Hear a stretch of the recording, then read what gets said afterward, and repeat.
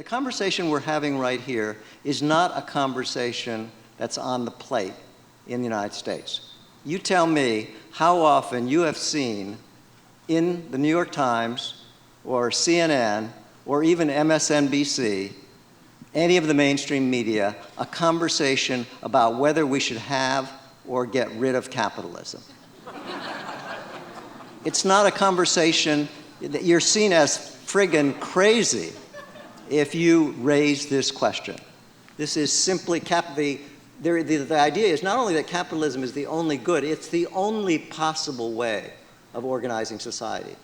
That's the bad news. And it's really bad because the ideological forces of control have consolidated around this idea, and it's only in very small niches of communities like this where this kind of question would even get on the table without being laughed off the floor. Now here's possibly some sunnier news.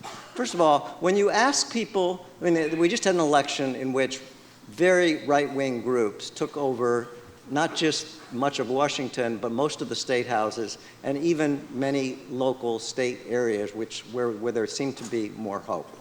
On the other hand, as I said, people are not paying attention to politics, so that was taken over with about something like $1 billion of Koch brother and related money, and a very small percentage of people coming out to vote. When you actually question people about what they believe, it turns out they believe that capitalism is pretty fucked up. They think that capitalism is putting money into Washington and into political processes in a way that is pretty sociopathic.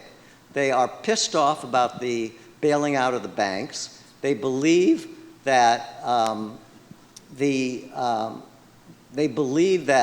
people who work in McDonald's or in nursing homes deserve a living wage.